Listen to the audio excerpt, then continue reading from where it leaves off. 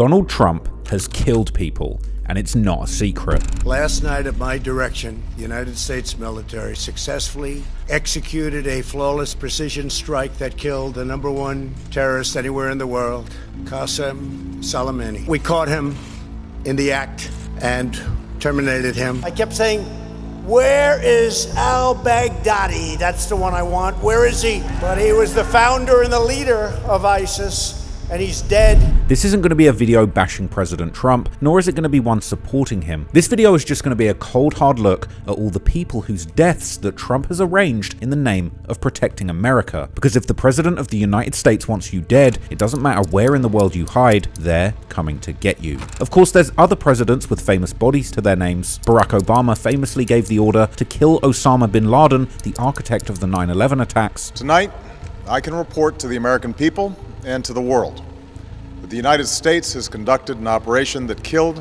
Osama bin Laden, the leader of Al-Qaeda. This being perhaps one of the greatest get-backs in the history of American politics. But while Obama caught America's most wanted body, since his first term in 2016, President Trump has been ruthlessly killing some of America's biggest ops. Trump oversaw the killing of Bakr Al-Baghdadi, the leader of ISIS in 2019.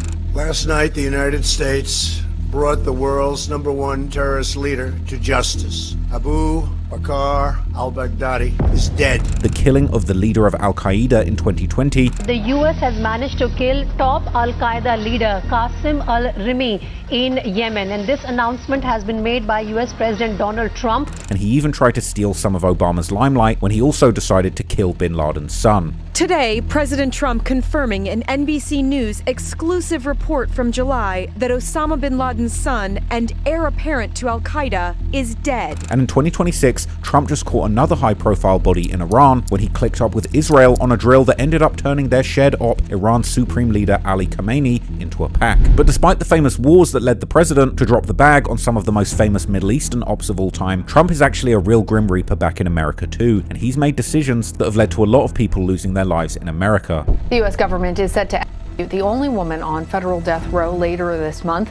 Lisa Montgomery was convicted in 2004 of strangling a pregnant woman and kidnapping the baby by cutting out of her body. 13 executions have been carried out at the federal level since July. That is more executions in 6 months than in the past 56 years. Including brutal shoot first, ask questions later style attacks on various Latin American drug cartels, but also domestically in the United States, Trump has reportedly been involved in reauthorizing the application of the death penalty to prisoners. The Department of Justice will now allow firing squads as a form of the death penalty, in a run that some pundits describe dramatically as a Trump killing spree. And if you believe some of the more wacky conspiracies that go around on the internet, you might also be convinced that Trump was responsible for the death of Jeffrey Epstein. And while no concrete evidence has truly come to light that suggests that Trump was really responsible for the death of one of the most prolific predators in history, but you have to admit, even if Trump did kill Epstein, isn't that a good thing? Through both of Trump's presidencies, he's proven to the world that he's always ready to stand on business and snatch a soul in the name of protecting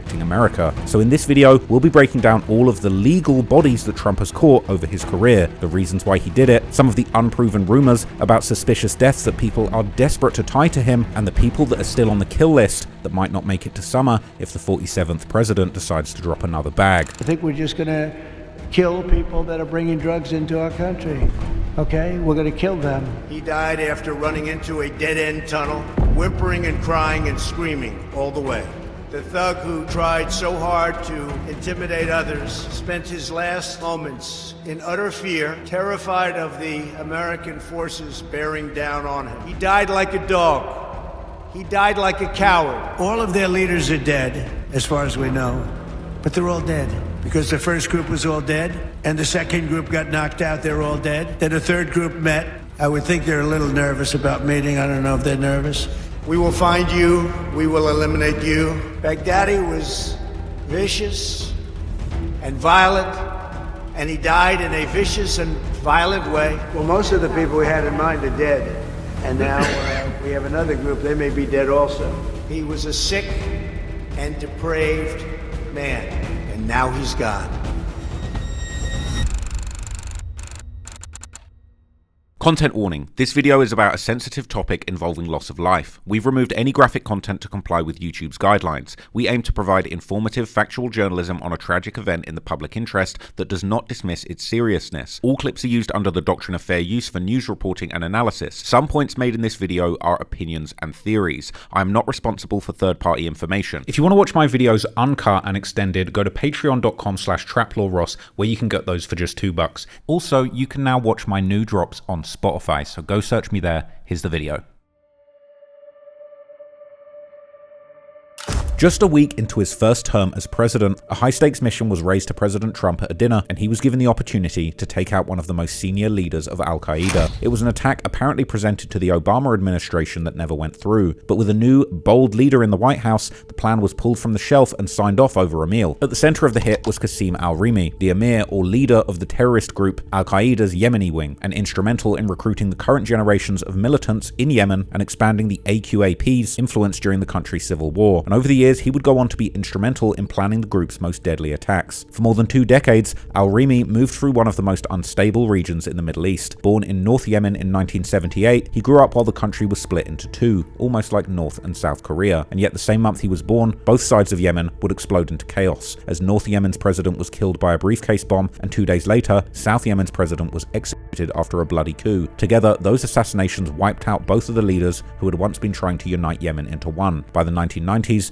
Al-Qaeda was scouting North Yemen's universities, and Al-Rimi was pulled into the movement. After impressing in Afghanistan, Bin Laden's aides would promote him to a trainer at Al-Farouk, the same camp that trained some of the 9/11 hijackers. Then, when the US invaded Afghanistan to hunt Bin Laden for his role in the 9/11 attack, Al-Rimi fled home to terrorize Yemen. One of the group's first attacks involved packing a small boat with a ton of TNT and C4 and ramming it into an oil tanker, killing 1 person and injuring 12, and spilling out 90,000 barrels of oil. At first, investigators thought the bizarre attack was a freak accident, until Bin Laden took responsibility and confirmed to the world that this was the work of Al-Qaeda. But in 2002, Al-Rimi was arrested and later sentenced to 5 years for his terrorist activities. Then in 2006, he and 22 Al-Qaeda prisoners escaped through a tunnel dug with broomsticks and fan parts. To hide the noise, they would kick soccer balls and chant loudly. Finally, the tunnel reached a mosque bathroom where they blended in with worshippers and vanished without a trace, and that escape became the spark that brought Al-Qaeda back to life in Yemen, with him leading the charge. The name of this specialized group of Yemeni terrorists would go by Al-Qaeda in the Arabian Peninsula, also known as AQAP, and they became the most active terror group in the entire Al-Qaeda network. The group started in 2009 when a merger took place between Al-Qaeda in Yemen and Saudi Arabia, with this group looking to overthrow the Yemeni government under the leadership of Qasem Al-Rimi. But unfortunately for him, President Trump was willing to set the play to have him killed. Al-Rimi was a top target for the United States and Saudi Arabia, as he had oversaw the terror group responsible for a 2008 assault on the US embassy in Yemen. This involved using 2 car bombs, followed by a ground team of gunmen disguised as Yemeni security forces that ended up killing 14 innocent people. Among the civilians was Susan Elbana, an 18-year-old American high school senior from New York who was waiting in line at the embassy with her new husband. But soon, America would put a big bag on Al-Rimi's head, as the US State Department announced a $5 million reward for any info leading to his capture or death. But Al-Rimi was no stranger to attempts on his life. Rumors of his death had circulated many times over the years. Initial reports once suggested that he was killed during a raid by the Yemeni security forces on August 9th, 2007, and while other militants did die in that assault, Al-Rimi was later confirmed to have survived. He was also the primary target of a December 2009 strike involving US cruise missiles on Al-Qaeda camps in Yemen under the Obama administration. But despite the heavy ordnance used, he would escape unscathed. Just days after surviving this strike, Al-Rimi reportedly masterminded the underwear bomber plot on Christmas Day of 2009 in a direct response to this attack. Umar Farouk, a 23-year-old Nigerian man, had been recruited and trained by Al-Qaeda in the Arabian Peninsula in Yemen. Would you look at this guy and say he's a terrorist? I think in no way, shape, or form. His tone, his conversation, he's very reserved, he's deliberate in his speech. The witnesses remarked about how he just it looked like a simple young schoolboy. And was given a custom-made explosive device designed by Ibrahim Al-Alsari, the group's lead bomb maker. The bomb consisted of plastic explosive powder called PETN, P-E-T-N, sewn into a special pouch in his underwear to evade airport security. Next, Umar flew from Nigeria to Amsterdam, where he purchased his tickets with cash and traveled without any checked luggage. baggage. In Amsterdam, he boarded Northwest Airlines Flight 253, bound for Detroit, with 289 other people on board, successfully passing through security with the explosives. As the plane began its final descent into Detroit, Umar attempted to detonate the concealed device while at his seat. Notably, the bomb was designed to be ignited by injecting a chemical from a syringe into the explosive powder. However, the bomb failed to detonate properly. Instead, it produced a small explosion and a fire that would badly burn his legs and groin. 253 on the runway at Detroit Metro Airport following the 2009 attempt to blow up the plane and all 290 people on board. Inside, pure terror. I don't know if he lit himself on fire or lit something on his lap and it went up in flames. And we saw like fumes and then there was a flame of fire coming out. After this, passengers and crew would act quickly to intervene, tackling the suspect and helping him extinguish the flames. While Umar was arrested, Al-Rimi kept evading justice and assassination attempts. In early 2010, his death was reported twice in 1 month. First after a January 4th raid, and again in January 15th following an airstrike on a 2-car convoy. Though 6 militants did die in the latter attack, Al-Rimi was not among them. However, he would truly be marked for death in 2013 after a botched terror attack on the Yemeni Defense Ministry ended up killing numerous doctors and patients at a hospital in the compound. During the assault, a suicide car bomb breached the gates, followed by gunmen in military uniforms who stormed the hospital. Tragically, the attackers killed 52 people, including 7 foreign medical staff from Germany, Vietnam, the Philippines, and India. Now, the suicide car bomb attack killed 52 people and injured over 160, including doctors and nurses. The attack happened shortly after working hours when a vehicle filled with explosives rammed into the ministry compound gates. This was such a blunder that Al-Rimi actually had to come out with a video apology admitting that a mistake had been made. It's a rare apology. The military leader of Al-Qaeda's branch in Yemen said that one of his fighters disobeyed orders and was responsible for the attack in December on a hospital attached to the defense ministry in Sana'a. He would claim that the militants were ordered not to attack the hospital or the mosque, but one gunman had disobeyed orders. Qasem Al-Rimi, commander of AQAP, said in a video that the attackers were told in advance not to enter the hospital within the complex, but one fighter did. He said, quote, "Now we acknowledge our mistake and guilt. We offer our apology and condolences to the victims' families. We accept full responsibility for what happened in the hospital and will pay blood money for the victims' families." In spite of such badly planned terrorism that would make the movie Four Lions look like a parody. And despite the apology, Al-Qaeda in the Arabian Peninsula says they'll continue their attack. Al-Rimi and his AQAP would still make public calls in 2015 for terror attacks in the United States. The new messages are stunning and stark. Al-Qaeda's dangerous wing in Yemen, AQAP, calling for attacks against the United States. In this video, released online today, Khalid Batarfi, who has emerged as a top leader in Al-Qaeda, praises the Charlie Hebdo attacks in Paris and the shooting at 2 military offices in Chattanooga, Tennessee by Mohammed Abdulaziz. Batarfi calls for more lone wolf attacks against America. A U.S. intelligence official tells CNN the tape is legitimate, but what may be more concerning to U.S. intelligence, analysts say, is what appears to be a second, even more chilling new message from AQAP's master bomb maker, Ibrahim al-Asiri. In an article linked on Twitter, a writer believed to be al-Asiri tells al-Qaeda affiliates, "We urge you to strike America in its own home and beyond." So, America wanted him dead, and eventually Trump was willing to call the hit. But unfortunately, President Trump's first drill didn't quite go to plan. Al-Rimi would be targeted in the freezing hours of January the 29th, 2017, when Navy SEALs crept into the mountains of Yemen. While the plan was a silent strike, villagers eventually spotted the commandos and barked out warnings, and the mountainside would erupt into a chaotic firefight. Military officials saying Navy SEALs approaching their objective by foot met with heavy gunfire. They returned fire and soon a furious firefight was underway.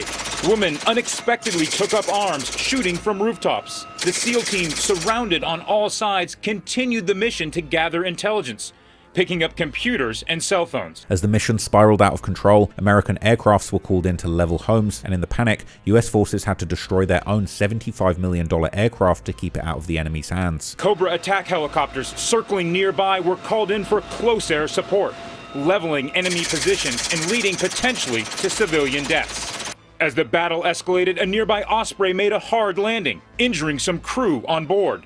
Disabled, the out-of-action aircraft was destroyed by a precision bomb from a jet, keeping it from falling into enemy hands. And when the smoke cleared, the cost of this botched operation was staggering. Unfortunately, Officer William Ryan Owens died and became the first combat casualty of Trump's presidency. But he wasn't alone. Over 20 civilians were also dead, including women and children. Tonight, military officials assessing intelligence gathered from the raid in Yemen while investigating what went wrong, why civilians, including children, were killed. And despite all the carnage, the man that they were trying to get, the leader of Al-Qaeda in Yemen, Qassim Al-Rimi, was nowhere to be found. The raid went down as a disaster, and NBC News would broadcast a breakdown of just how badly the mission went down and the civilian casualties that were recorded.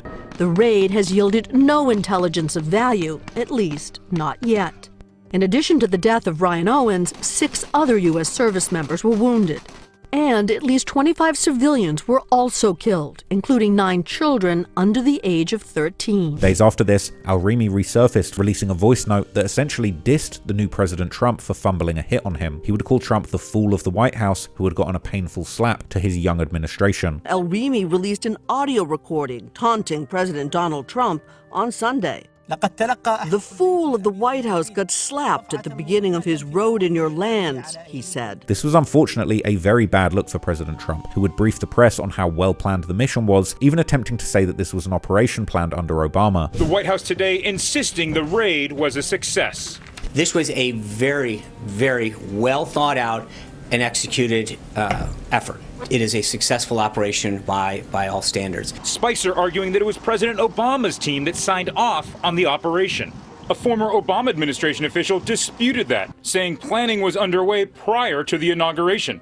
Another tweeting, the specific operation in question was never presented to or considered by the Obama administration for approval. Meanwhile, back in Washington, Trump would use his first presidential address to honor the deceased U.S. officer. Ryan died as he lived, a warrior and a hero, battling against terrorism and securing our nation.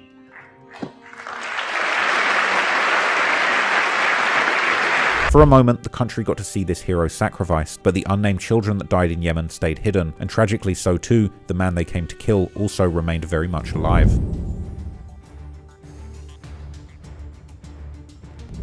Following the back and forth after the first Yemen raid in 2017, the beef between Trump and Qassim Al-Rimi raged on in the background. And while Trump did eventually pull off successful hits in the years that followed the botched raid on Al-Rimi, this blunder haunted him for years. Trump had a years-long score to settle with Qassim Al-Rimi, and in 2020, he would finally get back for America. While Al-Rimi felt untouchable in the mountains of Yemen, Trump never stopped building a file on his every move. As 2017 went on, Al-Rimi had shifted his strategy to focus on a new, low-cost brand of terror, encouraging jihadists living in Western countries to carry out easy and simple operations there. He released a video urging followers in the West to abandon complex plots in favor of simple attacks, because he wanted his supporters to strike where they lived and using whatever means they had. As he grew more vocal, the US government ramped up the pressure to stop him. In October 2018, the State Department officially doubled the bounty on his head from $5 million to $10 million. This move placed him in the same elite category as the most wanted terrorists on the planet. But despite the massive price on his head, Al-Rimi refused to go quiet. Finally, Al-Rimi released what would be his final public message. In the video, he claimed full responsibility for the mass shooting at the Naval Air Station, Pensacola. This mass shooting took place on December 6, 2019, and resulted in the deaths of 4 people, 3 US Navy personnel who were killed, as well as the shooter himself. Just been advised that there's an active shooter at NAS Building 633. December 6, 2019 is a day no one around here will forget, especially law enforcement that responded to kill the shooter at Naval Air Station, Pensacola. We've got all of our deputies headed that way to respond. He's wearing a white suit.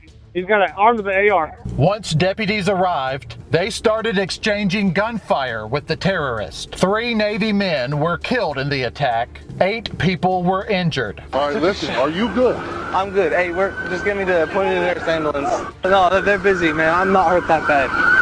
There's gonna be worse. However, fortunately, this would be his final act of terror and propaganda, and eventually a local informant would drop his location, a crucial breakthrough, handing over the intelligence that finally put Al-Rimi in Trump's crosshairs. Unfortunately, this time right after the shooting in Florida, the United States would get back immediately, because finally in January 2020, after getting the drop on America's biggest op, Trump gave the green light to settle the score. Trump was presented a game plan for the hit, which was allegedly an operation just as big as the raid on Bin Laden, and they initially wanted to capture Al-Rimi, telling Trump that the hit would be so bold that Obama would have never gone for it. All of the leaders in the military chain of command were in agreement that the prospect of getting Al-Rimi made the high-stakes mission worth the risk. Officials tell NBC News President Trump was told by the Secretary of Defense and the Chairman of the Joint Chiefs of Staff that the possibility of capturing Al-Rimi would be a game changer. And in making their case to proceed, they told the president they doubted the Obama administration would have been bold enough to try it. The operation was larger than any counterterrorism strike since the killing of Osama bin Laden in 2011. Soon after the hit was signed off, a precision missile strike leveled the building where he'd been hiding, ending the 3-year wait for getback. Trump himself would seem to confirm the historic getback in a series of retweets, and the world would eventually wake up to the news confirming that Al-Qaeda's leader had been killed in a US strike. Are we actually sure that he's dead? Well, actually, there was a report from New York Times last week saying that he was killed in an operation, and in between, I tried to confirm this with people on the ground from Al-Qaeda, and it wasn't confirmed. Till today, the American president confirmed it, and we see in this audio that they issued. With Al-Rimi officially checked off his list, Trump had now settled a 3-year score and avenged the American soldier killed in the failed 2017 strikes. But in the 3 years in between, clearly Trump had some practice, because while he was stalking Al-Rimi's every move, he was also targeting the leaders of the other biggest terror groups in the Middle East. And in 2019, he would catch 2 of America's most dangerous enemies, killing them back to back.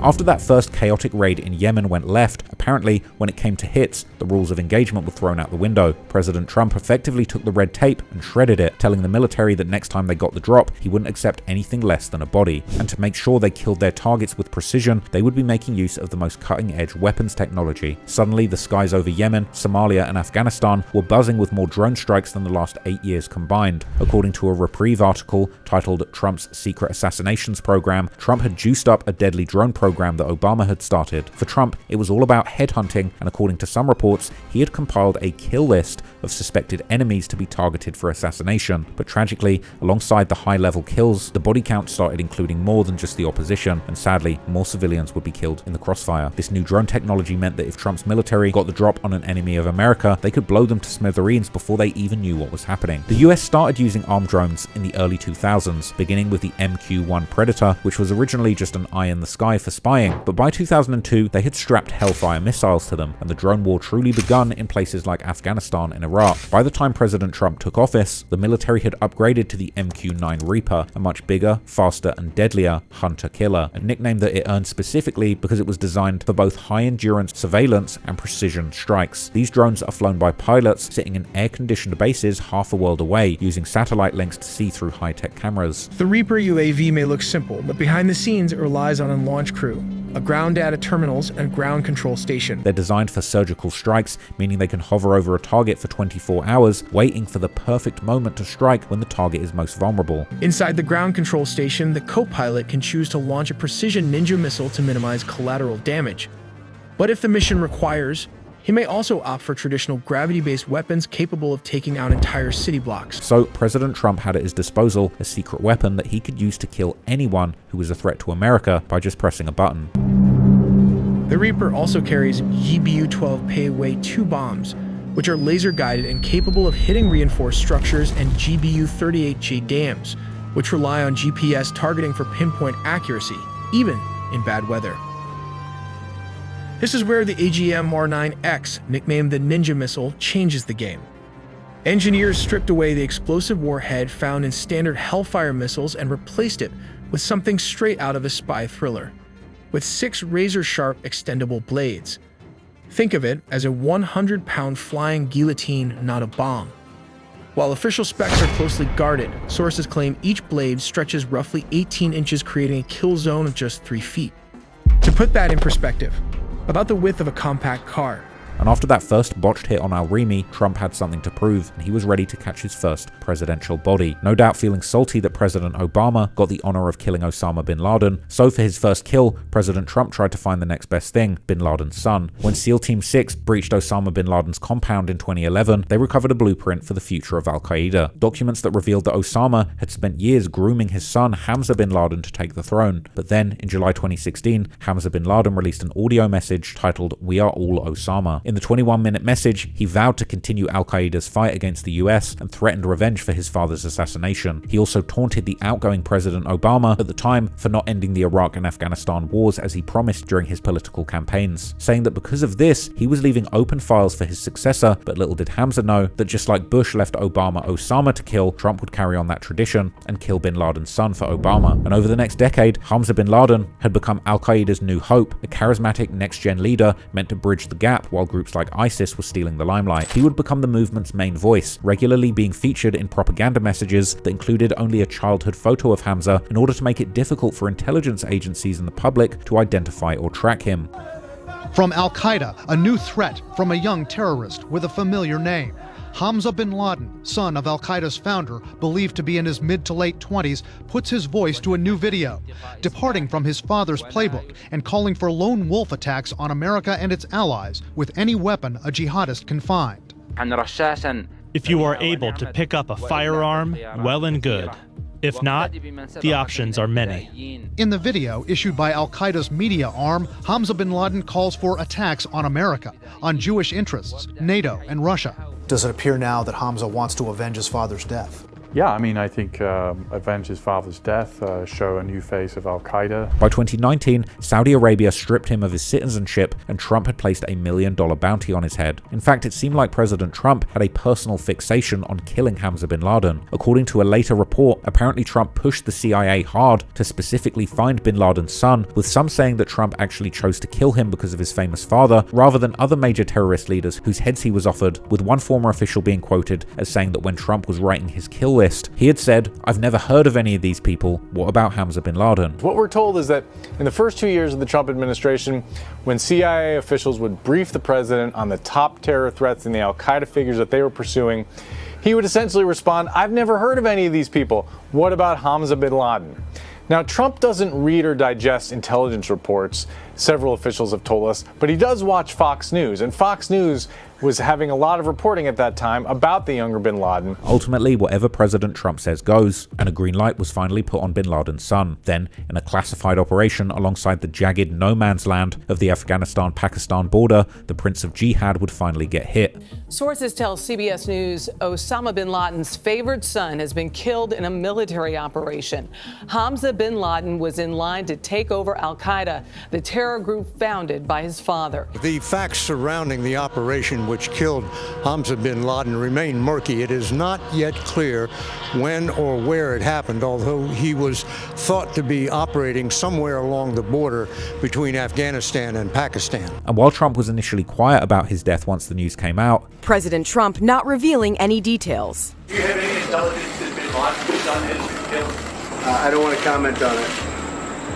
I don't want to comment on that. Thank you very much, everybody. In July 2019, the New York Times and NBC News would report that Hamza bin Laden had actually indeed died during the first 2 years of the Trump administration. Hamza, the most charismatic, religious, and militant of Osama bin Laden's sons, died sometime in the last 2 years, but confirmation of his death came only recently, according to 3 U.S. officials. Unnamed U.S. officials would state that Hamza bin Laden was killed in an operation involving the United States between January 2017 and January 2019. Curiously, the State Department had announced a $1 million reward for information on his whereabouts in February 2019. Officials later explained that while they believed he was dead by then, they had not yet achieved high confidence or confirmation. Nevertheless, the killing of Hamza bin Laden would eventually be announced by Trump in a message from the president on the White House website, reading, "Hamza bin Laden, the high-ranking Al-Qaeda member and son of Osama bin Laden, was killed in a United States counterterrorism operation in the Afghanistan-Pakistan region. The loss of Hamza bin Laden not only deprives Al-Qaeda of important leadership skills and the symbolic connection to his father,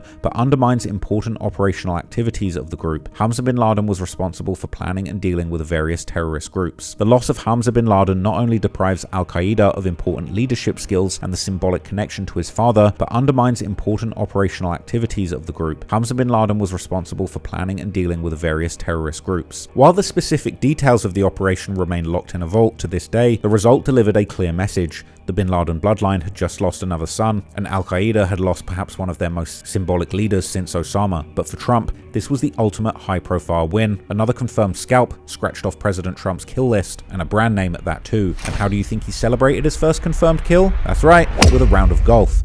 as Trump would be seen right after the announcement of Hamza Bin Laden's death, getting into a presidential motorcade and heading towards the Trump National Golf Course in Virginia. But Trump would later open up about the killing of Hamza Bin Laden, claiming that he was a violent son of Osama and actually had big plans to kill innocent Americans, and boasting that terrorists can never sleep soundly when he's hunting them down with God's wrath. Announced that we recently killed Hamza Bin Laden, the very violent son of Osama Bin Laden, who was saying very bad things about people, about our country, about the world. He was the heir apparent to Al-Qaeda, terrorists who oppress and murder innocent people should never sleep soundly, knowing that we will completely destroy them. These savage monsters will not escape their fate, and they will not escape the final judgment of God.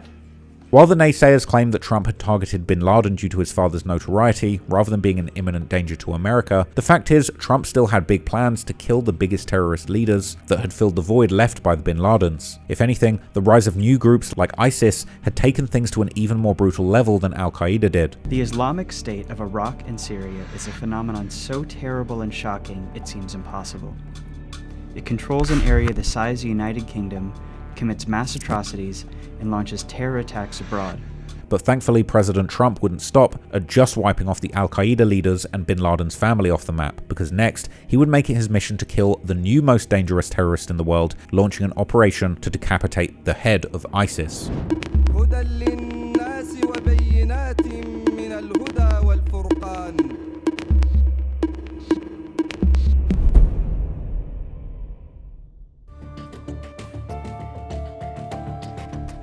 In October 2019, the most important name on Trump's kill list just so happened to be one of the most wanted men on Earth. This time, the target was Abu Bakr Al-Baghdadi, the leader of ISIS, and the man who had declared himself the ruler of a new Islamic terror state that at one point controlled large parts of Iraq and Syria. The self-styled caliphate spreading across Syria and Iraq is redrawing the boundaries in the Middle East and creating huge unease both there and in the West. Islamic State, as ISIS now brand themselves, control significant parts of Iraq and Syria, including cities, oil fields, and border crossings. At the center of the group is this man, Abu Bakr Al-Baghdadi. Islamic State fighters now pledge allegiance to him directly. His only public appearance has been from a mosque in Mosul last month. Even before the public knew, Trump had posted a tweet reading that something interesting had just happened. For years, Baghdadi had survived airstrikes, manhunts, collapsing ISIS territory, and rumors of his death, but by late October 2019, US forces had tracked him to a compound in northwestern Syria. A U.S. official tells ABC that the break came after the arrest and interrogation of one of Baghdadi's wives and a courier. The information they provided was one of the keys in a long trail that eventually led them to Baghdadi's hideout. Baghdadi was hiding in the compound with several family members, including multiple wives and many children. On October 26, 2019, US Special Operations Forces launched a nighttime raid to capture or kill him. U.S. Special Operations Forces executed a dangerous and daring nighttime raid. I got to watch much of it.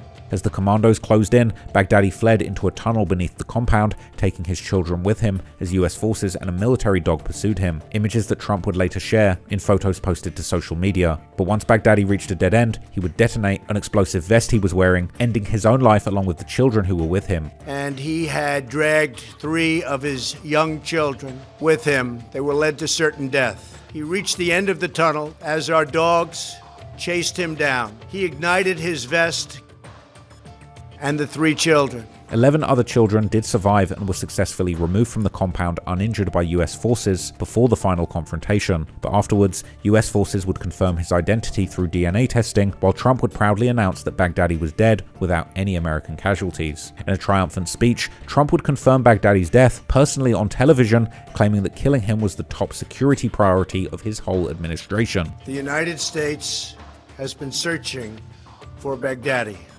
for many years. Capturing or killing Baghdadi has been the top national security priority of my administration. In a speech that appeared to be designed to mirror Obama's televised announcement of Osama bin Laden's death. Good evening. Tonight, I can report to the American people and to the world But the United States has conducted an operation that killed Osama bin Laden, the leader of Al-Qaeda. Trump went on to claim that he personally witnessed the operation that he ordered, which killed the most dangerous terrorist in the world, and claiming that his hitters did it with style and captured secret documents in the process. U.S. Special Operations Forces executed a dangerous and daring nighttime raid in northwestern Syria and accomplished their mission in grand style. The U.S. personnel were incredible. I got to watch much of it. We were in the compound for approximately 2 hours, and after the mission was accomplished, we took highly sensitive material and information from the raid, much having to do with ISIS, origins, future plans, things that we very much want. Trump would claim that Baghdadi had been on the run for years, long before he took office, and suggested that he was the only person who could really destroy ISIS and their leader. Baghdadi has been on the run for many years, long before I took office. But at my direction, as Commander-in-Chief of the United States, we obliterated his caliphate 100% in March of this year. Today's events are another reminder that we will continue to pursue the remaining ISIS terrorists to their brutal end. That also goes for other terrorist organizations. They are likewise in our sights. And for Trump, this was the perfect clean kill that his initial Yemen raid had not been, and he would announce proudly that no Americans had died and that many of Baghdadi's associates had died too, while innocent children were saved. No personnel were lost in the operation, while a large number of Baghdadi's fighters and companions were killed with him. The compound had been cleared by this time, with people either surrendering or being shot and killed. 11 young children were moved out of the house and are uninjured. The only ones remaining were Baghdadi in the tunnel, and he had dragged 3 of his young children with him. They were led to certain death. But even more chilling, Trump, who had witnessed the killing live, would claim to have watched al-Baghdadi whimpering, crying, and screaming when he died. He died after running into a dead-end tunnel, whimpering and crying and screaming all the way. He reached the end of the tunnel as our dogs chased him down. He ignited his vest and the 3 children. His body was mutilated by the blast. The tunnel had caved in on it in addition. But test results gave certain, immediate, and totally positive identification. It was him. Trump would go on to revel in the righteousness of killing Baghdadi, claiming that he was a thug who had tried so hard to intimidate others, but spent his last moments in utter fear, dying like a dog and a coward. The thug who tried so hard to intimidate others spent his last moments in utter fear, in total panic and dread, terrified of the American forces bearing down on him. Baghdadi was vicious and violent, and he died in a vicious and violent way as a coward, running and crying. Last night was a great night for the United States and for the world. A brutal killer, one who has caused so much hardship and death, has violently been eliminated. He will never again harm another innocent man, woman, or child. He died like a dog. He died like a coward. And President Trump would reveal that catching this body was part of his long-term commitment to destroy ISIS, claiming that no terrorist was safe all around the world. Baghdadi's demise demonstrates America's relentless pursuit of terrorist leaders and our commitment to the enduring and total defeat of ISIS and other terrorist organizations. Our reach is very long. President Trump would go further, mocking Baghdadi and his henchmen, who he also had killed during the raid. These savage monsters will not escape their fate, and they will not escape the final judgment of God. Clowning them as losers and saying that some died like frightened puppies while others went out like hardened killers. Baghdadi and the losers who worked for him, and losers they are. They had no idea what they were getting into. In some cases, they were very frightened puppies.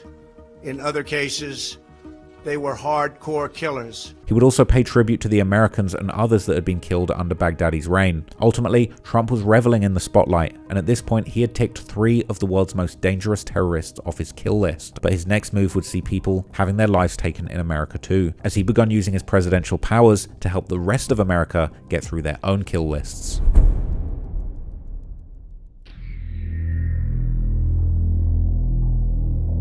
One of the most divisive issues in American society is the death penalty. Many believe that the worst, most evil criminals should face the punishment of death if the crime is bad enough, while others believe that if we're really to believe that killing is sacred, then we shouldn't stoop to killing too in the name of justice, and instead we should just ensure that the worst criminals are kept alive and forced to face justice and suffer to their natural death. But whatever your opinion on the matter, it seems pretty clear what President Trump's position is.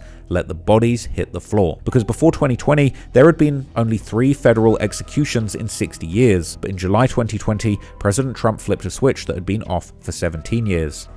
Well, the federal government is bringing back the death penalty. The last time a federal inmate was executed was 16 years ago. But today, Attorney General William Barr announced 5 federal inmates will be executed later this year and next year. The 5 mentioned were convicted of murdering children. And in a sudden, deadly surge, his administration approved sending 13 people to their deaths in just 6 months. However, this wasn't random. Trump had spoken openly about his support for putting criminals to death for decades. For example, back in 1989, following the brutal assault of a Central Park jogger that led to the arrest of 5 teenagers in New York. The whole thing was very chaotic. We were getting a lot of 911 calls. They're chasing a large group over there, about 30 to 40 people. There's a big foot chase, there's a couple of cars come, scooters.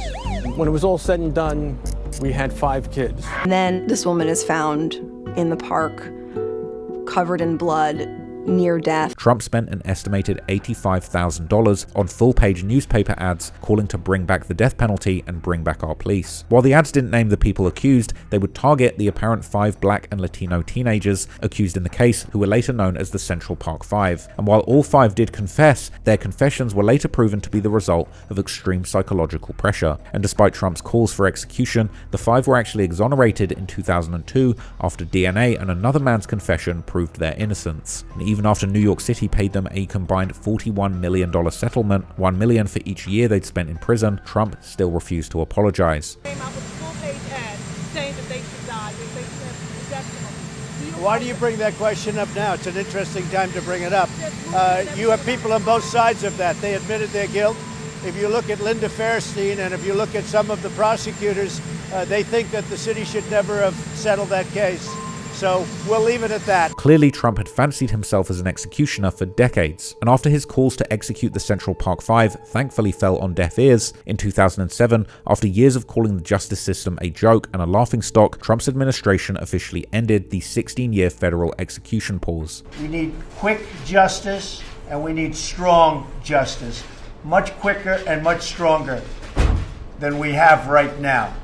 Because what we have right now is a joke, and it's a laughingstock. And no wonder so much of this stuff takes place. First came Daniel Lewis Lee, a member of a white supremacist group that apparently needed money to fund their revolution. In 1996, he targeted a gun dealer, William Mueller, for his weapons, ammunition, and cash. Then Lee and his partner dressed up in fake police uniforms and hid inside the house, waiting for the family to return. When William, his wife Nancy, and their 8-year-old daughter Sarah walked in, a trap was already set, suffocating the family with plastic bags, then weighing the bodies down with rocks and dumping them in the Illinois bayou, where they were found months later. So, under Trump's hammer of justice, for those heinous crimes, he would be put to death, never to hurt an innocent family again. The Department of Justice on Tuesday carried out the first federal execution in 17 years. Daniel Lewis Lee died by lethal injection at a federal prison in Indiana shortly after 8 o'clock in the morning. The punishment was carried out hours after a 2 a.m. decision by the U.S. Supreme Court that it could proceed. After that, attention shifted to Lesmond Mitchell, the only Native American on federal death row for a crime committed on Navajo land. In 2001, 63-year-old Elise Slim and her 9-year-old granddaughter Tiffany picked up Mitchell and his accomplice as hitchhikers, but that act of kindness proved to be a deadly mistake when Mitchell and his partner stabbed the grandmother 33 times. Then, instead of killing Tiffany immediately, Mitchell forced her to sit in the back, staring at her grandmother's body during the long drive into the mountains. Then, at a secluded spot, he told the girl to prepare to die, cutting her throat, and when she survived, he crushed 20-pound rocks. Afterward, they decapitated The victims burned the remains and buried them to hide the evidence. And the motive was simple. Mitchell just needed a truck for a robbery that he'd planned days later. Finally, at his August 2020 execution, Mitchell was asked for a final statement, but he simply replied, "Nope, I'm good." Around 6 p.m., Lesmond Mitchell could be seen lying on a gurney with IVs running to his body inside the federal execution chamber. He was asked if he had any final words. He replied, "No, I'm good." Another despicable monster that the world will not miss, executed on the orders of President Trump. Then, before the execution wave moved deeper into 2020, there was Dustin Lee Honken, a former Iowa meth dealer whose case begun with a federal drug investigation and ended with 5 people murdered. In 2005, a federal jury in Sioux City convicted Honken of killing 2 drug dealers who were set to testify against him, along with the girlfriend of one of them and her 2 daughters. At the time, Honken was facing serious federal drug charges, and one of the people who could help prosecutors was Greg Nicholson, a former dealer who had agreed to testify against him. But then, in July 1993, Honken and his girlfriend, Angela Johnson, went looking for Nicholson. Angela posed as a cosmetic saleswoman, knocking on the door and asking to use a telephone book. Once the door was open, she and Honken rushed inside, but tragically, Nicholson was not alone. His girlfriend, Lori Duncan, and her 2 young daughters, 10-year-old Candice and 6-year-old Amber, were also inside the house, which meant they had now become witnesses. Under duress, Nicholson recorded a statement declaring Honken's innocent and recanting his previous testimony to federal authorities. While Honken was downstairs, recording Nicholson to record the false statement, Angela Johnson went upstairs to the bedrooms of Candice and Amber. To make the disappearance look more believable, Angela had the girls pack bags, telling them they were going on a surprise trip. Then, to further the illusion that the family had moved away, a note was left behind claiming that they had to leave on short notice. After that, Nicholson, Lori, Candice, and Amber were taken to a wooded area outside Mason City, Iowa, where prosecutors said that they were shot and buried in shallow graves. For years, the families didn't even have bodies to bury. I am at the scene where several bodies were discovered several years ago in Mason City. We can take a look at this wooded area where those bodies were discovered. Now, Dustin Honken was convicted at a trial in 2004 of 5 counts of murder. Because the victims vanished in 1993, but their remains weren't found until 7 years later. So by the time Honken's name became part of Trump's revived federal execution wave, the government was pointing to 4 murders, including 2 children, as one of the darkest but understandable examples of why the federal death penalty had returned, with President Trump being the one that made it possible.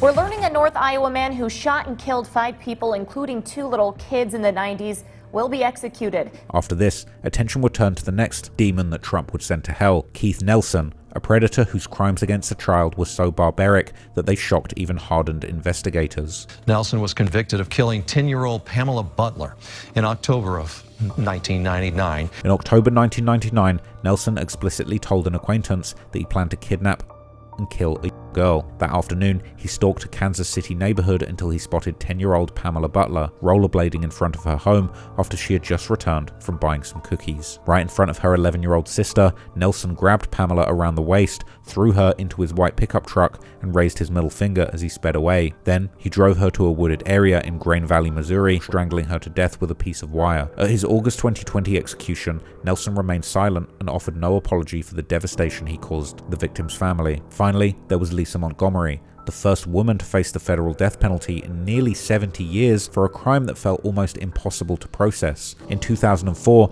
Montgomery used an online dog breeding chat room to lure 23-year-old Bobby Joe Stinnett into a trap. Inside this house lived a 23-year-old dog breeder, Bobby Joe Stinnett. Lisa said she had come to look at her puppies. But Bobby Joe was pregnant, and Lisa had come for her unborn child. At the time, Montgomery was sterile, but had been faking a pregnancy to stop her ex-husband from gaining custody of their children. Using the alias Darlene Fisher, she arranged to meet Bobby Joe at her home under the pretense of buying a puppy. But once inside, Montgomery used a white cord to strangle Stinnett until she lost consciousness. Lisa had made careful preparations. She'd come with a syringe and a clamp. She'd studied C-sections on the internet. Then, while Stinnett was unconscious, Montgomery used a kitchen knife to cut into her abdomen and the baby. The pain from the incision caused Stinnett to regain consciousness and fight back, but Montgomery strangled her a second time, and Stinnett died from the strangulation and blood loss from the improvised C-section. Afterwards, Montgomery fled with the infant and tried to pass the child off as her own until she was arrested in Kansas the following day. When asked if she had any last words at her January 2021 execution, Montgomery simply replied no, showing the same cold detachment that she had showed in the case from the beginning. For that act of extreme cruelty, she was put to death just days before the administration left office, becoming one of the final out of 13 federal executions carried out under President Trump. But even before then, Trump was already turning towards the biggest foreign target of his first term, the military general of a country that would in just a few years become America's top op, Iran.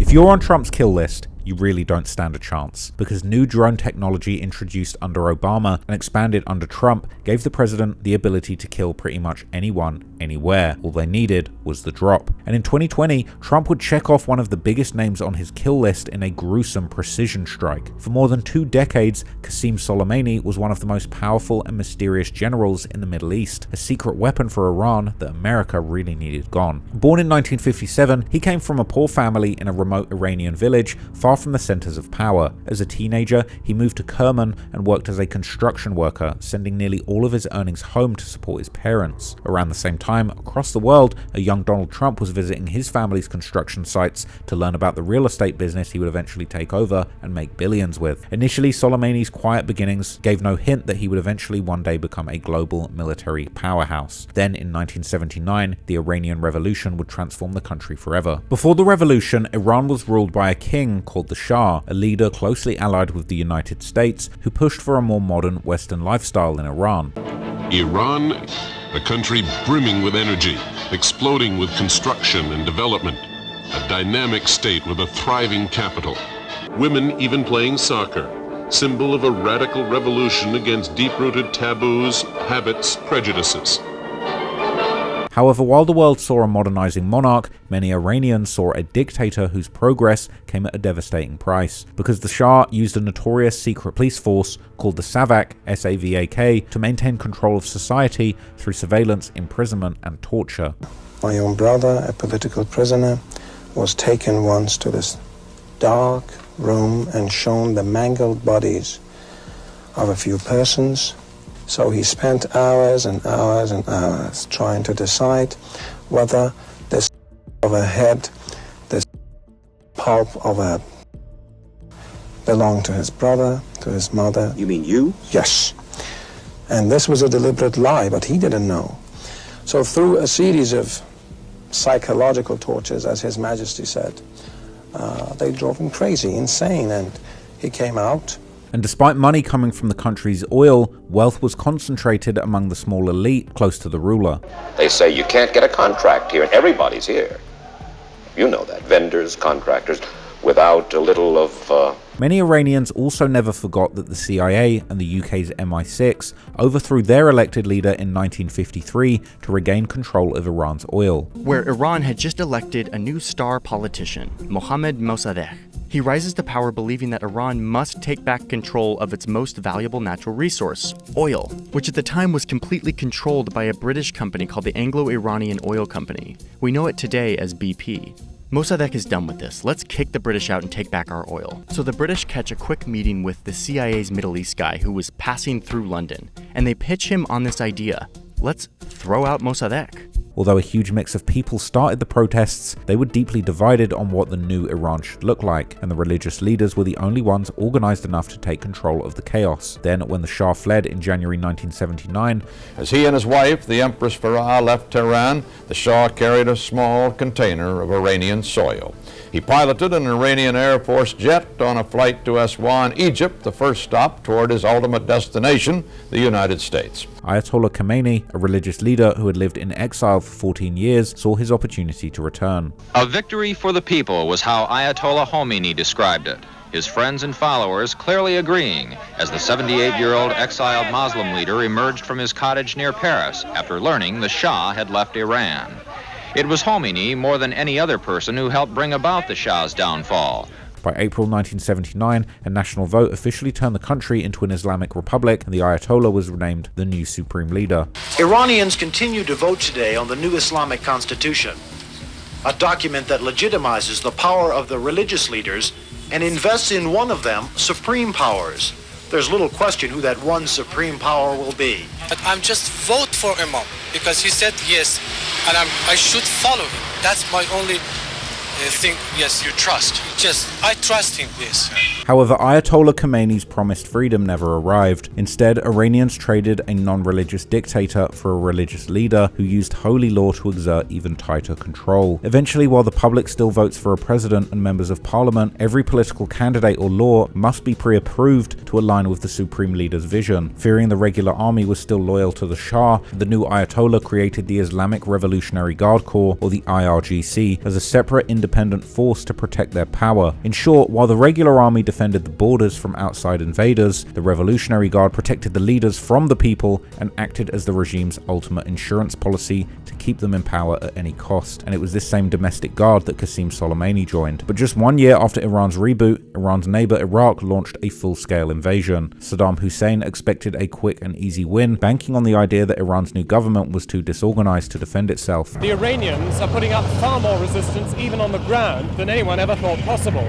And as a result, the Iraqis are having to pour in far more firepower than they ever thought necessary. But beyond politics, Saddam fought for control of a strategic river on the border, the main shipping lane used to transport the region's oil to the world. Finally, Saddam feared Iran's religious revolution could inspire his own people to rise up against his own dictatorship. But what Saddam thought would be a quick win turned into an 8-year nightmare that killed more than 1 million people. After 8 years of devastating war, Iran's economy and social order is frayed. Their leader, Ayatollah Khamenei, is feeling the pressure to end this war. More than 1 million lives have been lost in this war.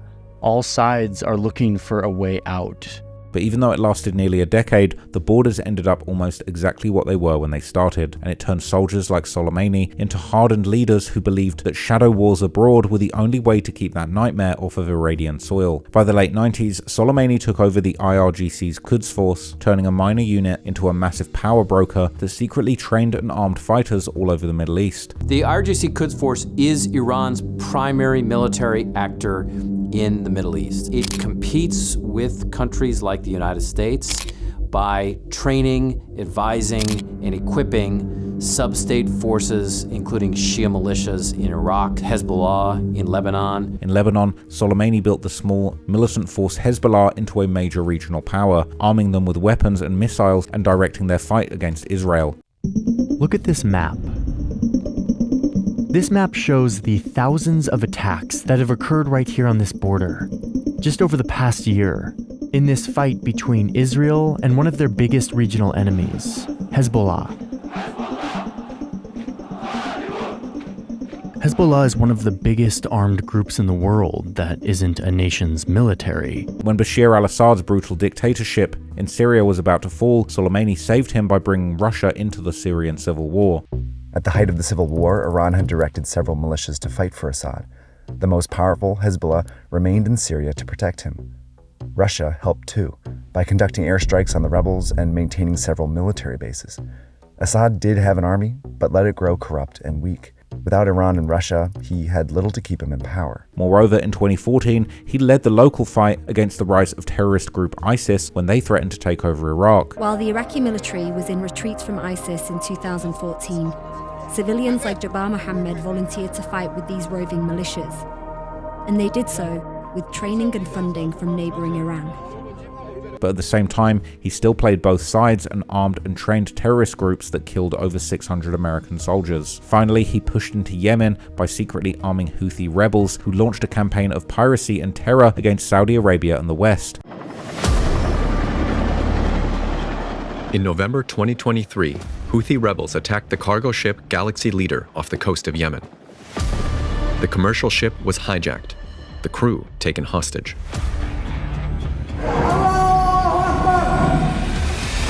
was the first in a series of similar attacks. So to the west, Soleimani was like a ghost who could strike anywhere, but both George Bush and Obama refused to kill him, fearing that it could start a war with Iran. This left him feeling untouchable, leading armies from the streets of Iraq to the battlefields of Syria. But President Trump wasn't scared of catching that body, and when he took over, after the back-to-back killings of Bin Laden's son and the leaders of ISIS and Al-Qaeda, he decided to take on an even bigger fish. But unfortunately, Trump wouldn't be able to take him out before he had the chance to kill Americans first. On December the 27th, 2019, a rocket attack on an Iraqi airbase killed an American contractor and injured several American troops. Yeah, he lived at this, the U.S. contractor lived at this apartment complex with his wife and young children, and I had an opportunity to meet with her briefly. She was still very visibly shaken and said that she was too distraught still to talk on camera, but she said that her main focus at this point is moving forward, raising her 8-year-old and 2-year-old sons alone. This is a picture of Sacramento's Naris Hamid wearing a New York Yankees t-shirt. Hamid was killed in a rocket attack while working as an interpreter for a U.S. defense contractor on an Iraqi military base. Just days later, Iran-backed groups would storm the US embassy in Iraq, setting fires and chanting for destruction. After this, President Trump would tweet that he held Iran fully responsible for the attack that killed the American contractor and the entire embassy raid. By January the 1st, 2020, the militia ordered its supporters to withdraw from the embassy perimeter, saying that they had successfully delivered their message. But just 2 days later, on January the 3rd, exactly 1 week after the attack on the base that killed an American, Trump would get back for America again, with President Trump announcing the revenge hit in a cold-blooded, cryptic, wordless tweet, simply a picture of the American flag. Precisely at 1 a.m. on January the 3rd, 2020, Soleimani's flight touched down at Baghdad International Airport. Despite an earlier delay to Soleimani's flight, the CIA has been prepared for every contingency in this operation earlier in the day. It all started back in 2020 when 3 U.S. Reaper drones, armed with Hellfire missiles, lay in wait for an Airbus A320 from Damascus to land. He stepped off the plane under the presumed safety of the night, greeted by his top Iraqi lieutenants. Shortly after, 2 vehicles, an SUV and a white Toyota Camry, drive through a private or cargo gate and onto the tarmac to meet the aircraft. These vehicles are carrying key Iran-backed Iraqi militia figures, led by Abu Mahdi al-Mohandes. They climbed into a white SUV, believing they were moving unseen through the darkness of airport roads. This small convoy, consisting of 2 vehicles, drives back through the cargo gate and onto the access road leading out of the airport. But unbeknownst to the general, a sophisticated surveillance net had been tracking his movements. Interestingly, the drones involved in this operation are being controlled remotely from an Air Force base in Nevada. Despite the lethal potential of these Reaper drones, the air traffic control tower at Baghdad International Airport is notified of their presence and assured by American officials that the drones are unarmed and merely providing security overwatch. And thousands of feet in the air, an MQ-9 Reaper drone had its camera locked onto the roof of that white SUV. As the convoy proceeds, one of the Reaper drones arms its Hellfire missiles and tracks the movement of Soleimani's group. The drone operators stationed in Nevada await the final order to strike. As the vehicle sped away from the terminal, the drone operator released a series of laser-guided missiles. But these wouldn't just be any missiles, the Reaper missile would literally unleash hellfire upon Soleimani's convoy, more specifically, a Hellfire missile. After prior assassination attempts that injured civilians, the CIA reportedly knew that this hit would take place in a location where lots of civilians would be, so they made a bold move and decided to use a missile that was completely non-explosive. Hellfire missiles in American drones usually carry explosives. However, the CIA have a specially modified Hellfire missile called the R9X. Rather than an explosive, this missile pretty much rains a hurricane of knives directly on the top of the target's head. This is the AGM-114 R9X missile, also known as the Ninja missile, aka the Flying Ginsu. It carries no explosives. Instead, it carries 6 long blades to slice down the target. The Hellfire R9X contains 100 pounds of metal designed with 6 sword-like blades that deploy and rotate, slicing the target to paste like a literal human-sized blender. Nicknamed in the CIA as the Flying Ginsu after an 80s ad campaign for sharp Japanese knives. In Japan, the hand can be used like a knife. But this method doesn't work with a tomato. That's why we use the Ginsu. It's a knife that no kitchen should be without.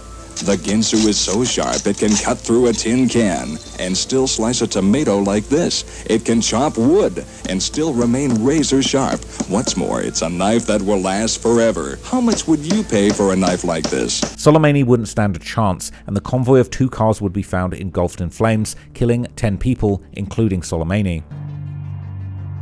The Reaper drone fires 3 Hellfire missiles, 2 targeting the lead vehicle, which carries Soleimani and al-Mohandes, and 1 aimed at the following SUV. At 12:40 a.m., the missiles hit their targets with deadly precision, obliterating both vehicles and eliminating all of the occupants. And a picture of that burnt to smithereens car would circulate online later. The blast left so little behind that they only knew that they killed Soleimani because of a distinct ring still on his severed hand. So, following the successful hit, and after tweeting an American flag, Trump would eventually take to the podium at Mar-a-Lago with new body energy, addressing the nation, announcing that he had had Soleimani killed for the safety of America and to stop a war with Iran. And he would claim that Soleimani was the most dangerous terrorist in the world and that he was planning further attacks, but Trump terminated him before he could. As president, my highest and most solemn duty is the defense of our nation and its citizens.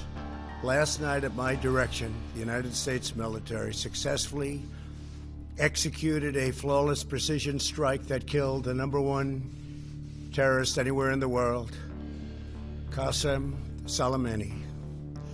Soleimani was plotting imminent and sinister attacks on American diplomats and military personnel, but we caught him in the act and terminated him. Under my leadership, America's policy is unambiguous to terrorists who harm or intend to harm any American. We will find you, we will eliminate you, we will always protect our diplomats, service members, all Americans, and our allies. We took action last night to stop a war. We did not take action to start a war. Trump would also call out the IRGC under Soleimani for the attacks on Iraq, claiming that his death would give comfort to the victims. For years, the Islamic Revolutionary Guard Corps and its ruthless Quds Force under Soleimani's leadership has targeted, injured, and murdered hundreds of American civilians and servicemen. The recent attacks on U.S. targets in Iraq, including rocket strikes that killed an American and injured 4 American servicemen very badly, as well as a violent assault on our embassy in Baghdad, were carried out at the direction of Soleimani. Soleimani made the death of innocent people his sick passion, contributing to terrorist plots as far away as New Delhi and London. Today we remember and honor the victims of Soleimani's many atrocities, and we take comfort in knowing that his reign of terror is over.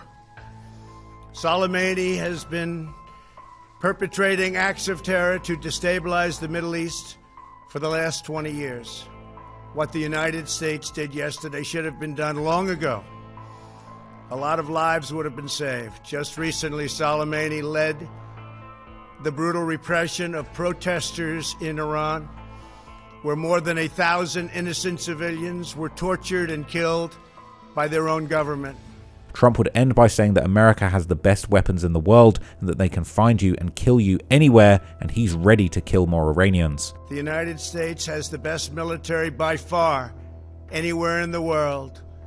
We have the best intelligence in the world.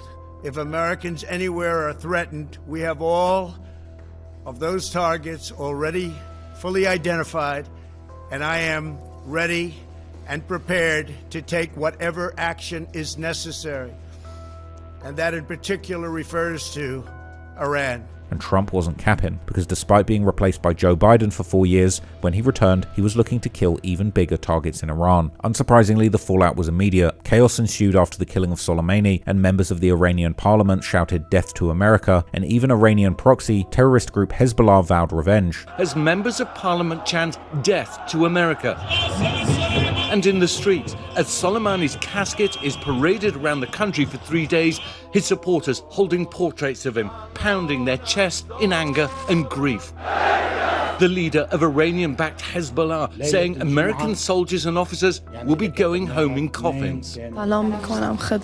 Soleimani's daughter making a televised plea with Hezbollah to take revenge for the blood of her father. Then, just days later, Iran launched missile strikes on US bases in Iraq, marking one of the highest points of confrontation between Tehran and Washington in years. Iranian state TV now showing some of the more than 20 missiles launched from Iran into Iraq.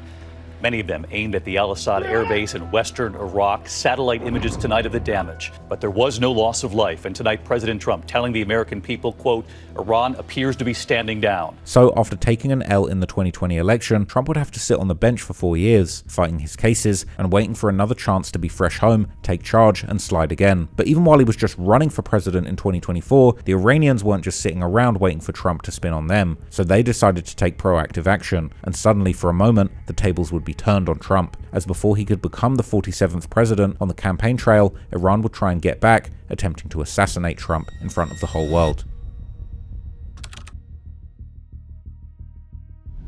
Right from the start, the Epstein files were supposed to expose everything, but when President Trump signed the Epstein Files Transparency Act in November 2025, the public still didn't get one clean answer. Instead, the Justice Department began releasing millions of pages in waves with massive redactions, missing contexts, and so many blacked out sections that people felt like the truth was still being guarded. As a sign of good faith and as a show of our transparency, here are the complete Epstein files that we were forced to release by Congress.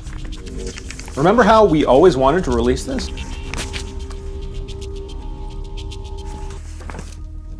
Well, it seems like things are settled, so I'll see you around. Don't visit Venezuela anytime soon. This page is completely redacted. Sorry? Hundreds of pages are redacted. No, we did everything that you idiots wanted us to do. No, this is wrong. While the public searched for names, flights, meetings, and blackmail rumors, one mystery was the most concerning, because early on the morning of August the 10th, 2019, that's when Epstein was found unresponsive inside of his cell at the Metropolitan Correctional Center in New York. I was appalled, and indeed the whole department was, and frankly, angry, to learn of the MCC's failure to adequately secure this prisoner. We are now learning of serious irregularities at this facility that are deeply concerning and demand a thorough investigation. The FBI and the Office of Inspector General are doing just that. We will get to the bottom of what happened. Any co-conspirators should not rest easy. The victims deserve justice, and they will get it. Officially, his death was ruled by hanging. Almost immediately, though, the details around that night made the official story feel incomplete. To begin with, Epstein had been taken off watch less than 2 weeks earlier, even though he had already been found in his cell with marks on his neck previously. This letter confirms Epstein was removed from suicide watch after a psychologist said it was no longer necessary following a first incident in which Epstein was injured in his cell. At first, Epstein claimed his cellmate had attacked him, but later walked that back, leaving the first incident muddy before the second one had even happened. Days before Jeffrey Epstein was found dead in his Manhattan jail cell, attorney David Schoen met with him for 5 hours. Epstein was optimistic and looking forward to a bond hearing. I had mapped out kind of a four-pronged defense approach that I thought we should take, and he was very excited about it, very upbeat. Schoen says Epstein revealed that a few days earlier, his former cellmate, Nicholas Tartaglione, had placed something around his neck as part of a so-called experiment. The next day, and assumed Epstein had tried to hang himself, Schoen says Epstein decided not to correct them. He said that he told the prison officials that he couldn't remember what had happened because he didn't want any trouble. He didn't want to be perceived to be a rat, or, something like that. With Epstein's former cellmate later being quoted by one suspicious article where he suggested that Trump wanted Epstein to die in jail. After that incident, just before his death, Epstein's cellmate was shipped out, and strangely, no replacement was assigned. This meant Epstein was left alone in a unit where he was not supposed to be alone. Meanwhile, the 2 guards assigned to watch him failed to complete their mandatory checks for hours, and to make matters worse, they later falsified records to make it look like they had done them. Tova Noel and Michael Thomas are accused repeatedly of failing to conduct 30-minute inmate checks and of falsifying jail records to make it look like they had. Thomas allegedly telling a supervisor, "We messed up. We didn't do any rounds." Prosecutors say video surveillance shows the guards sat at their desks and appeared to have been asleep, at times browsing the internet for furniture and motorcycles. After that, the cameras became a problem, as the FBI said the available footage didn't show anyone entering Epstein's tier that night. Last year, then Deputy FBI Director Dan Bongino insisted, "There's video clear as day. He's the only person in there and the only person coming out. You can see it." But footage of that night did include a figure in an orange prison jumpsuit going up the stairway just a few hours before Epstein was found dead. but a technical failure that left only one working camera near his cell that night has created conspiracy theories about what happened leading up to his death. At the time, the Attorney General said no one entered Epstein's housing tier the night of his death. But there's been scrutiny of a particular moment on the cell block surveillance footage where an orange-looking flash could be seen at 10:39 p.m. A report from the Justice Department Inspector General notes the flash, quote, "It is possible someone is carrying inmate linen or bedding up the stairs." Even if that figure going up there doesn't prove murder, it added one more strange possibility to an already suspicious incident. On top of that, the public was never shown one clean, complete view of Epstein's cell. Instead, people were left confused over incomplete footage from weird angles with large clips missing too. And then there was the issue of the body. According to a later report from released records, jail staff allegedly used boxes and sheets to create a decoy body that they placed into a white medical examiner's vehicle to trick the media into following that car while Epstein's real body was moved separately. On paper, officials claimed to have done that to avoid a media circus, but to some it made the scene look staged, or as if the cover-up was being staged in plain sight. At the same time, then you had the Epstein autopsy, which was suspect because his neck apparently had multiple fractures, including a broken hyoid bone. Dr. Michael Baden, who observed the autopsy for Epstein's family, argued that the injuries looked much more consistent with a homicide. There usually is not any kind of hemorrhages in the eye. With homicidal strangulation, because of the increased pressure, there are hemorrhages in the eye. And when you examined the body, there were burst capillaries. There were burst capillaries in the eyes called petechiae. When you hang yourself, the blood, the lividity, the blood settles down to the lower legs, and you get maroon discoloration in the front and back of the legs. Turns purple. Turns maroonish purple. Okay. Yes, maroonish purple. And this were was the back not present here. What color were they? They were normal color, normal pale color of the skin. Because the marks on the neck is not at all typical for a suicide. 90% of the time there are no fractures. Maybe 10%, 15% there could be a hyoid or a thyroid fracture. Right. You don't have 3 fractures with the weight of the body on the ligature. You have to have a lot more pressure by ligature or by hands to get those fractures. Other forensic experts, however, said that those injuries are rare, but can also happen in hangings, especially in older people. So even though the official ruling remained a suicide, the physical evidence kept murder theories going long after Epstein was dead. Unfortunately, Epstein was found dead before he could ever face a trial, meaning his victims were denied the chance to see him fully held accountable, or perhaps before he could even expose other people in his network. And for many survivors, that betrayal only deepened because several of Epstein's alleged co-conspirators and enablers have still never faced charges. Years later, when the files finally came out, they didn't end the speculation. Instead, they gave people more names, more meetings, more connections, and more reasons to wonder who had the most to lose if Epstein remained alive. When it came to Bill Clinton, flight logs and reporting kept his name inside the Epstein orbit for years. Although Bill Clinton has denied knowing about Epstein's crimes or visiting his island, his repeated trips on Epstein's plane were impossible to cover up. Interestingly, on August the 10th, 2019, just hours after Jeffrey Epstein was found dead in his Manhattan jail cell, Donald Trump retweeted a video suggesting that people with damaging information on the Clintons had a habit of ending up dead, alongside the hashtag #ClintonBodyCount. Another person who would have wanted Epstein out the way was Bill Gates. According to reports, Epstein allegedly tried to use Gates' past affair with a Russian bridge player against him. Furthermore, in draft emails Epstein wrote to himself in July 2013, he claimed that Bill Gates had contracted an STD after encounters with Russian girls and had asked for antibiotics to secretly to his wife, Melinda, without her knowing. Another potential suspect in the killing of Epstein could include several intelligence agencies. Records reportedly showed that William Burns, who later became CIA director, had meetings with Epstein years after Epstein was already a registered offender. Later, Burns' spokesman said that he regretted meeting Epstein, but Epstein's access to intelligence figures only fueled rumors that powerful people may have silenced him. There's been many theories circulating online attempting to connect Epstein and his death to Israeli intelligence agency Mossad, with much of this connected to Ghislaine Maxwell's father, Robert Maxwell, who also died suspiciously and was accused of being a Mossad super spy. But perhaps the person with one of the most complicated connections to Jeffrey Epstein was President Trump. They had known each other from way back, and at one point Trump publicly described Epstein as a terrific guy, claiming that Epstein liked beautiful women, including some on the younger side. But apparently, their casual friendship would later turn sour. Reportedly, Trump claimed that he actually cut Epstein out of his life after he found out that Epstein was recruiting young women from his Mar-a-Lago club. At first, Trump described it like Epstein had stolen some employees from the spa, and when reporters asked if those employees included Virginia Giuffre, one of Epstein's most notorious victims, Trump confirmed it, saying yes. But your administration in the past said that you threw him out because he was a creep. So can you explain that discrepancy? Well, maybe they're the same thing, it's sort of a little bit of the same thing. But no, he took people that worked for me, and I told him don't do it anymore, and he did it, and I said, stay the hell out of here. Your staffers, who were they? Yeah, I don't want to say 2, or I don't want to say any number. You're talking about many years ago, but yeah, he took people, and because he took people, I said, don't do it anymore. They work for me, and he took, beyond that, he took some others, and once he did that, that was the end of him. I didn't like, when they steal people, I don't like it. Does that include Virginia Giuffre? I don't know. I think she worked at the spa. I think so. I think that was one of the people, yeah. He stole her.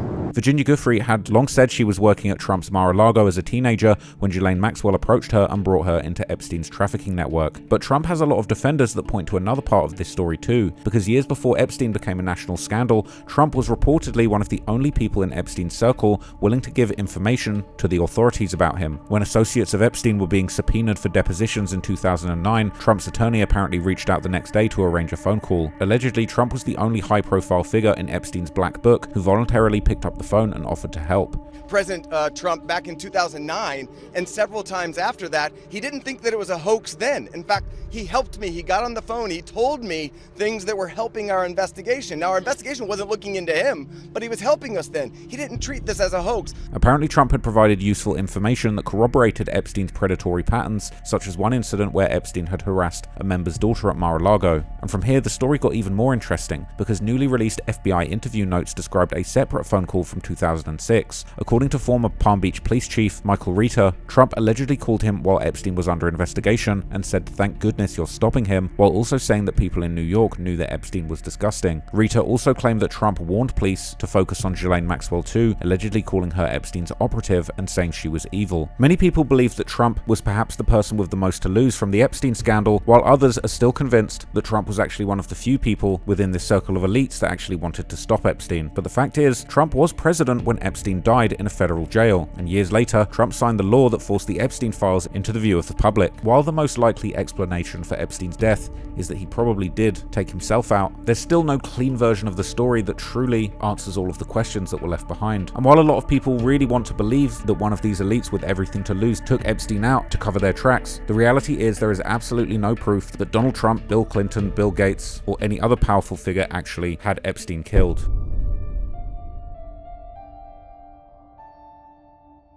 By 2024, while Trump was back on the campaign trail, the feds were picking up heavy chatter that Iran was looking to settle the score after the hit on Soleimani years earlier. The danger hit a fever pitch in July 2024 when two separate events collided in the span of just 24 hours. On July the 12th, 2024, the FBI quietly took down a Pakistani national named Asif Merchant.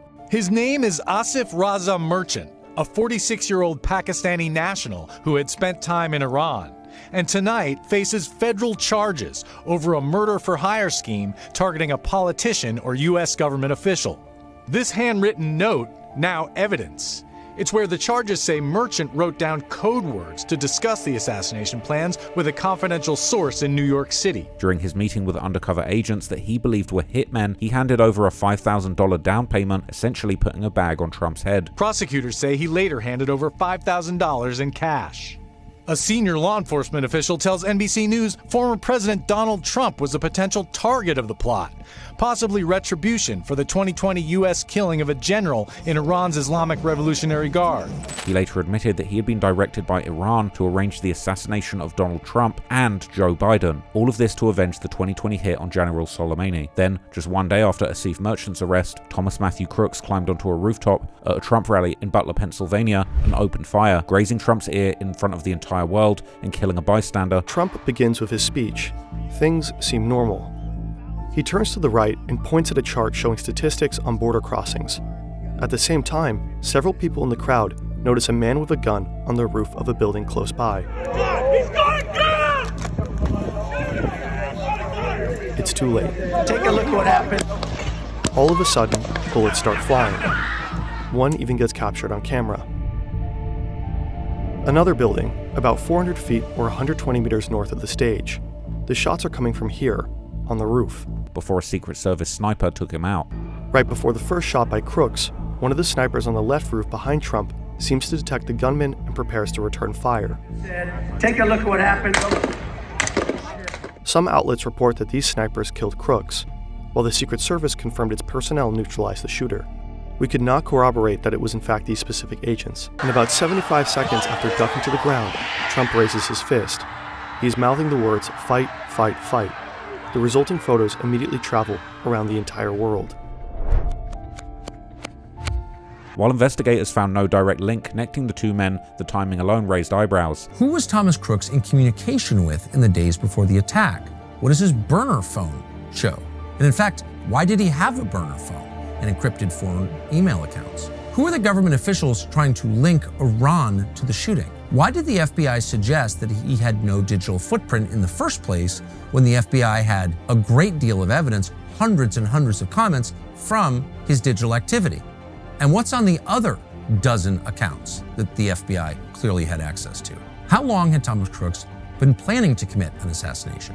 If there's nothing there, if they tell you this is just a lone nut who gave no indication he might do this, then what is stopping the FBI from at least giving the facts to Congress? Especially during FBI questioning, when Asif Merchant told agents that he believed that Iran was the ones who sent Thomas Crooks. But remarkably, before the year ended, there was another attempt made on Trump's life. In September 2024, Ryan Wesley Ruth was spotted hiding in some bushes near Trump's Florida golf course, armed with a scoped rifle, body armor, and a GoPro. Now, in the bushes where this guy was, is a AK-47 style rifle with a scope, 2 backpacks which were hung on the fence that had ceramic tile in them, and a GoPro, which he was going to take pictures of. He fled after the Secret Service fired upon him, with him later being stopped during a traffic check. Standing on stage shortly after, Trump told his supporters that these hits may or may not have involved Iran. As you know, there have been 2 assassination attempts on my life that we know of, and they may or may not involve, but possibly do, Iran. On top of that, he warned on social media that any country touching a US candidate would be blown to smithereens. So I want to make that statement because we are under threat. I have been threatened very directly, and I appreciate the agencies that we've been meeting with, but we've been threatened very directly by Iran. And I think you have to let them know, because the best way to do it is through the office of the president, that you do any attacks on former presidents or candidates for president, your country gets blown to smithereens, as we say. Behind the scenes, a Senate report later exposed stunning failures that left the president wide open to mounting threats. The stunning new images tonight, the new details from the investigation into the assassination attempt on former President Trump. Video obtained by ABC station WTAE appearing to show the alleged gunman Thomas Crooks walking the perimeter of the rally about 1 hour before the former president was shot. And tonight, the FBI briefing lawmakers, and a disturbing timeline has now emerged. The gunman was actually identified as a person of interest 62 minutes before the first shots were fired. He approached security, but when he saw the magnetometers, he apparently backed away.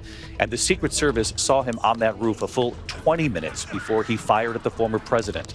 Ironically, it seemed that Iran's leaders' attempts to have Trump killed may have sealed their own fates, as the foiled assassination attempts gave Trump a huge dose of aura that made Joe Biden and Kamala Harris completely unelectable in the eyes of the public, and now Trump would have a personal vendetta when he won the election and took back over, likely ready to settle the score and kill the very people who had tried to have him killed. And in early 2025, Trump warned Iran that if they ever succeeded in assassinating him, he had left orders to obliterate their country, showing that he was taking the threat against his life very seriously.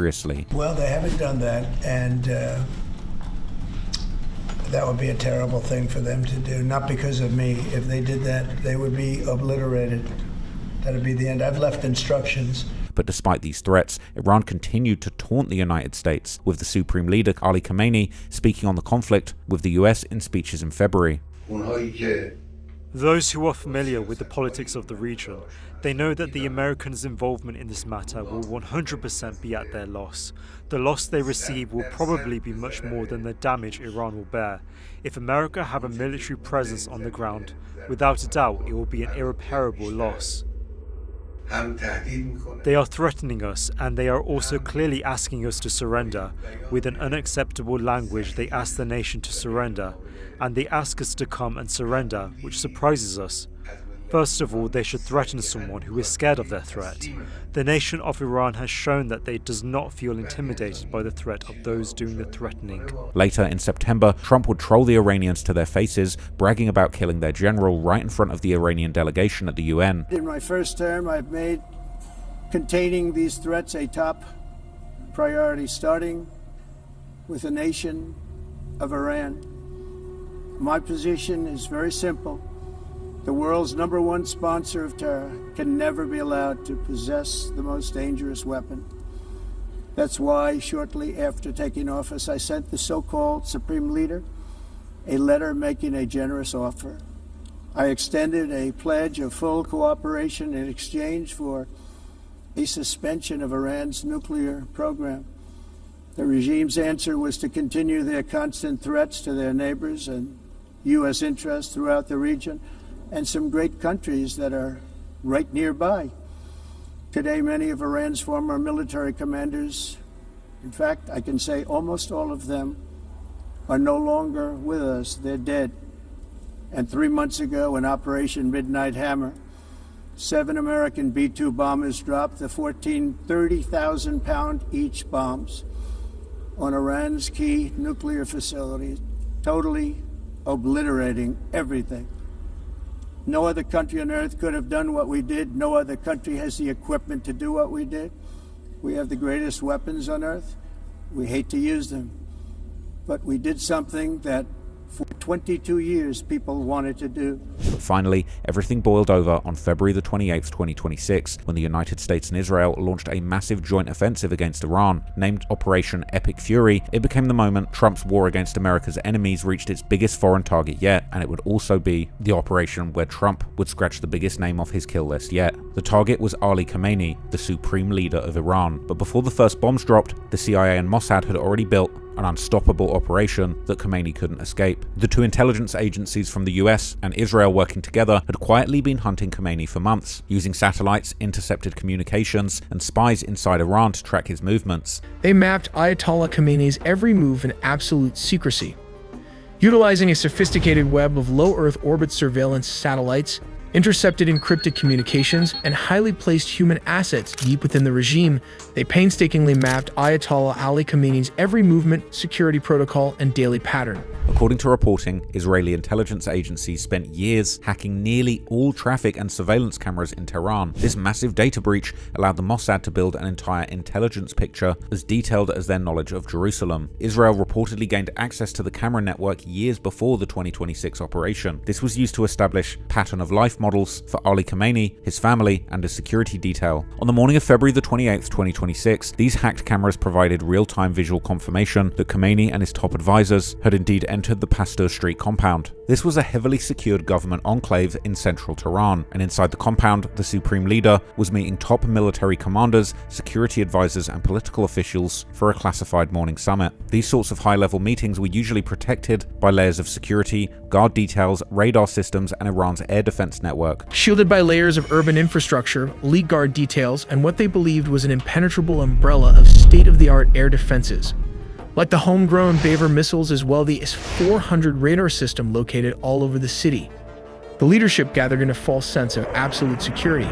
So before Israel could strike the compound, they would need to conduct a wave of strikes to destroy all of these defenses. US cruise missiles, including Tomahawks, targeted Iranian anti-air defense systems, radar sites, and missile defenses that were supposed to be protecting the airspace over Tehran and the base. Once those systems were taken out, the Israeli Air Force moved in to strike. Around 200 Israeli fighter jets, supported by refueling tankers, launched across Iranian airspace in what was described as one of Israel's largest aerial operations. The focal point of the operation was Beit Rabari, Khamenei's highly secure official residence and centralized office compound located in the heart of downtown Tehran.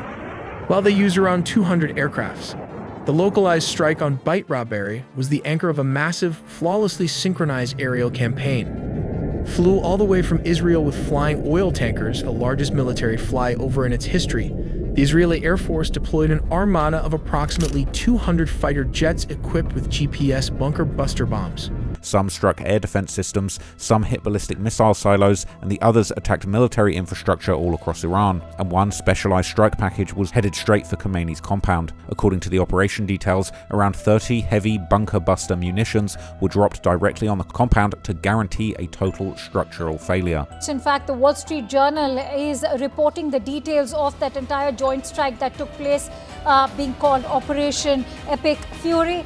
Israeli aircraft dropped 30 bombs on Khamenei's headquarters. A weapon like the GBU-28 is essentially a 5,000-pound steel dart built with a narrow hardened casing so it can penetrate concrete instead of breaking apart on impact. Inside the bomb is a powerful tritonal explosive charge, a mixture of TNT and aluminum powder designed to create a massive internal blast. And because the fuse is delayed, the explosion happens after the weapon has already buried itself inside the target. So instead of just blowing off the roof, the bomb detonates underground and collapses the entire facility from the inside. And the reason those bombs worked came down to one fatal mistake, because Khamenei was reportedly inside a shallower underground facility, one that was hardened but not built to survive repeated direct hits from heavy bunker busters. He was there instead of one of the deepest maximum security bunkers in the compound, and it was a fatal mistake. Moments before the munitions were released, Israeli and US intelligence disrupted cellular signals specifically around the Pasture Street area. By jamming local mobile towers, devices in the vicinity appeared busy, effectively cutting off the compound's communications in the final 3 minutes before the strike, with this designed to prevent Khamenei's security detail from receiving last-minute warnings. Once the bunker busters were dropped, they reached the shallower facility and the structure collapsed around the leadership inside. How the Iranian made a very big mistake to protect its leader. Because he was occupying a shallower subterranean facility, the deployed munitions easily pierced the earth and reinforced concrete, triggering a catastrophic collapse of the entire underground structure. Intelligence sources later revealed a critical tactical flaw in his positioning. He was not sheltering in one of the compound's 2 deepest maximum security bunkers facilities that would have required the heaviest, highly specialized U.S. ordnance to crack. If he had switched places, he would have been at least safe. This would wipe out the entire Iranian leadership, including senior government figures and top military and national security officials. Among the reported dead were Major General Mohammad Pakpour, head of Iran's Revolutionary Guard, and Ali Shamkhani, one of Iran's most powerful national security figures. And while the strike on Khamenei's compound was the centerpiece, it was only one part of a much larger offensive, as all across Iran, US and Israeli forces were also hitting air defenses, missile sites, military infrastructure, and command targets meant to stop the regime from being able to respond. Immediately after this, Iran's supreme leader, Ali Khamenei, was confirmed killed. Ali Hosseini Khamenei died in the attack. Also killed Sayyid Abdurrahim Mousavi, Chief of Staff of Iran's Armed Forces, Ali Shamkhani, head of the National Defense Council, Mohammad Pakpour, Commander-in-Chief of the IRGC, Aziz Naserzadeh, Defense Minister. According to Israeli news, a total of 30 senior Iranian officials were killed in just half a minute in the opening strike.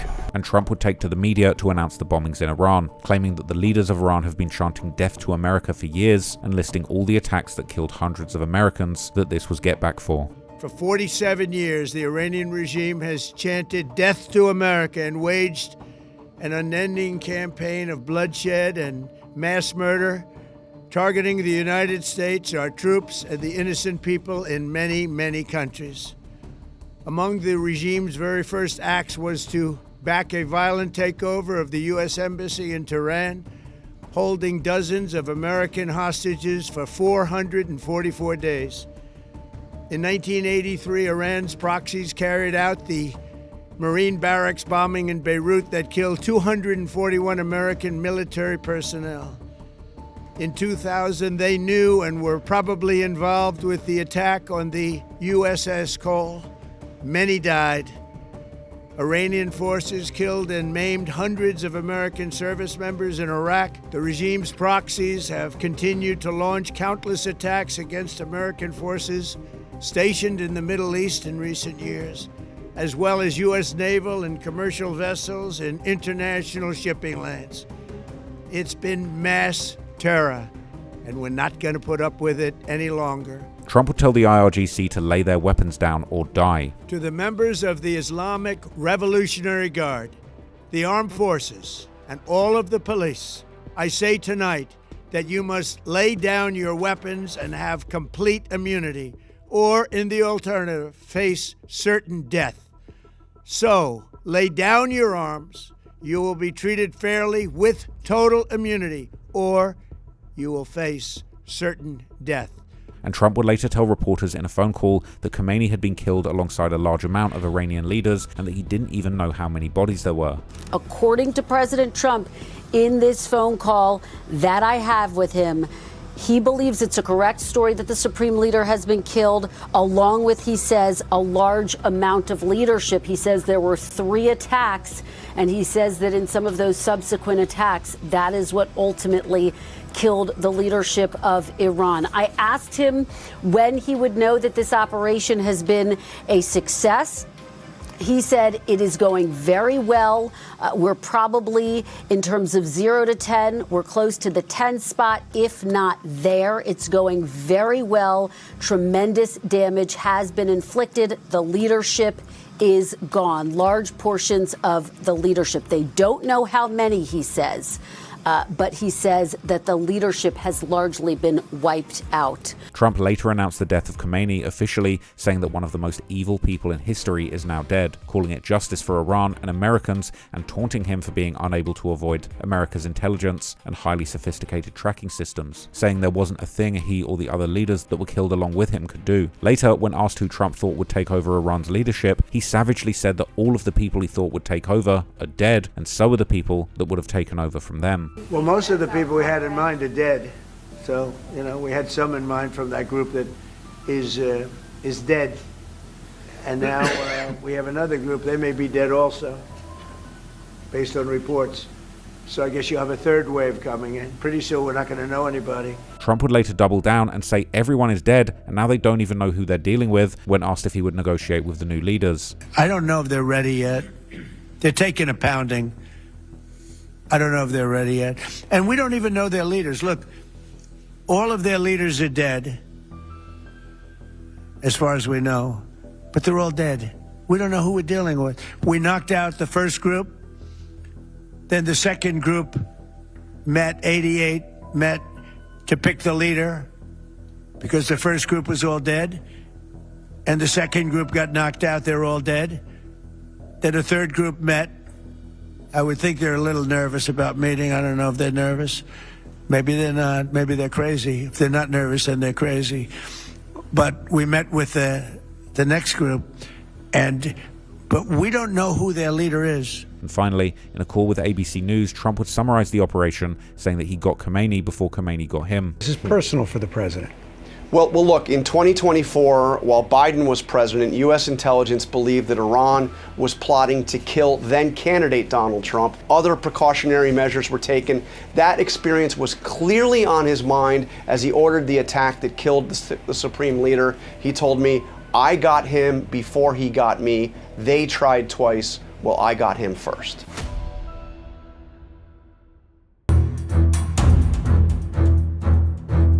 By late 2025, Trump's war on drugs had moved beyond arrests, raids, and border seizures, and the ocean itself was now becoming a battlefield. The US military has said that it launched another strike on a boat accused of ferrying drugs in the eastern Pacific Ocean, killing 2 people. Instead of waiting for suspected drug boats to reach shores in the US, the American military began hunting them down in open water with the kind of force normally reserved for terrorist targets. At one point, Trump would make a bizarre warning in the media, claiming that if traffickers were moving poison drugs towards America, that they were going to be, like, dead. Well, I don't think we're going to necessarily ask for a declaration of war. I think we're just going to kill people that are bringing drugs into our country.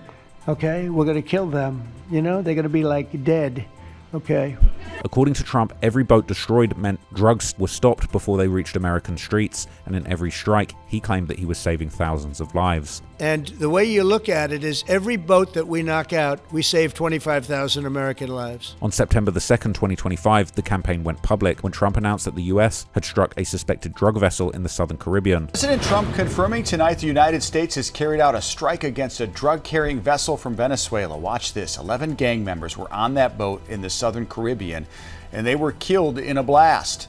Now, Trump posted this video to social media with a warning, quote, "Let this serve as notice to anybody even thinking about bringing drugs into the United States of America." At that moment, the announcement became the first public acknowledgement of what would later be formalized as Operation Southern Spear. There is a new military order from President Trump. It is called Operation Southern Spear, and the mission is part of a larger promise by the Trump administration to crack down on drugs coming from the southern hemisphere. According to Trump, the boat had departed Venezuela and was being operated by members of Tren de Aragua, the Venezuelan gang that his administration had tied to narcotics, migration, and organized crime. And then the strike had killed all 11 members on board. First known military strike in the region since President Trump ordered an increased military presence in the Caribbean. And unlike normal drug busts, along with the announcement, Trump posted a 29-second snuff movie of the hit, a grainy video of a speedboat moving through open water before it's completely destroyed in an explosion. Trump was sending a message to Tren de Aragua and the Latin American smugglers. These weren't going to be normal Coast Guard missions where they chase, board, and arrest you. As Secretary of State Marco Rubio put it a day later, their policy was not to intercept the boat because on the president's orders, they blew it up. So the same information and the same intelligence mechanisms with maybe a higher focus was used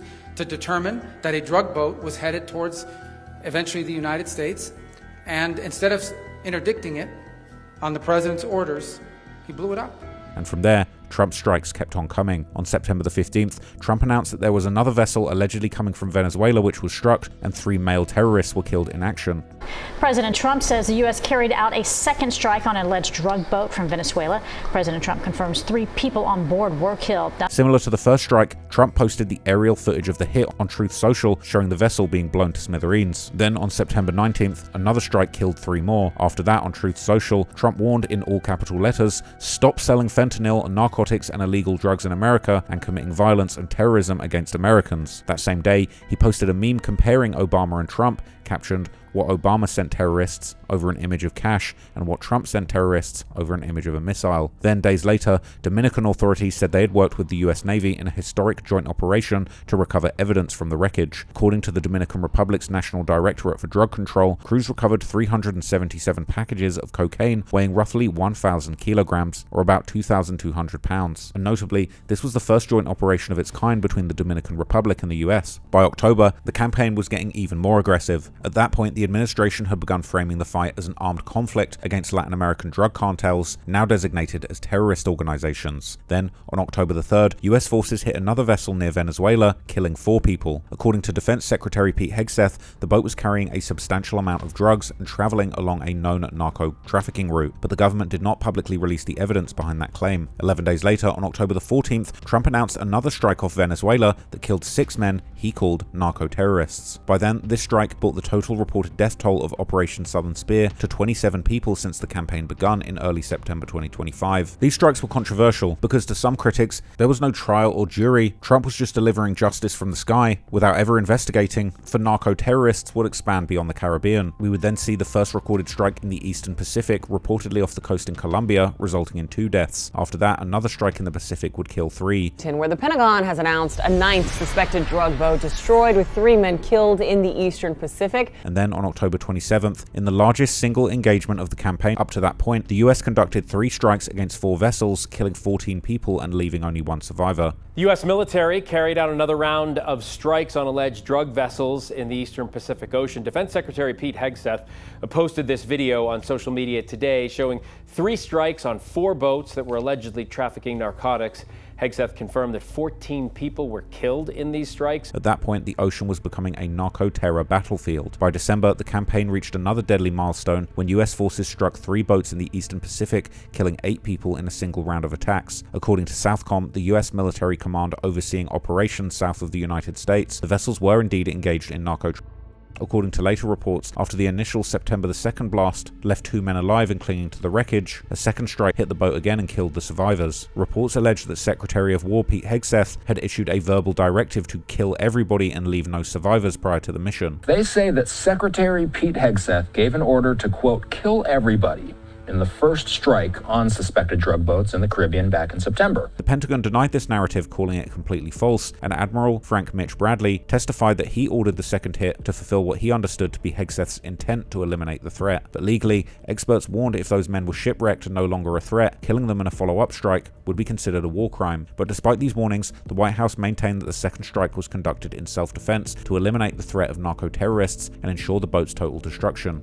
President Trump and Secretary Hegseth have made it clear that presidentially designated narco-terrorist groups are subject to lethal targeting in accordance with the laws of war. With respect to the strikes in question on September 2nd, Secretary Hegseth authorized Admiral Bradley to conduct these kinetic strikes. Admiral Bradley worked well within his authority and the law, directing the engagement to ensure the boat was destroyed and the threat to the United States of America was eliminated. But still, the campaign didn't slow down. By March 2026, a senior defense official said that the US had destroyed 47 vessels and killed 157 alleged drug network members across 45 strikes. According to the Pentagon, the strikes reduced drug boat movement, but Reuters noted that the US released very little details about the drugs or people killed, and then spring brought more bodies. By late March, the death toll had climbed past 160. In April, strikes continued across both the Caribbean and Pacific, including attacks on April the 13th, 14th, and 15th that killed 9 people in 3 days. By early May 2026, reports suggest that at least 191 people had been killed since the campaign begun in September. In the end, the Trump body count may well be in the hundreds at this point, and with 2 years left in his term and a war with Iran still on the table, unfortunately, hundreds more might lose their lives too before Trump leaves office. To many people, he's killing in the name of protecting America, but to others, he's a tyrant who's gone mad with power and is playing God with the red button on his desk. What do you think? Let me know down in the comments, and I'll see you guys in the next video.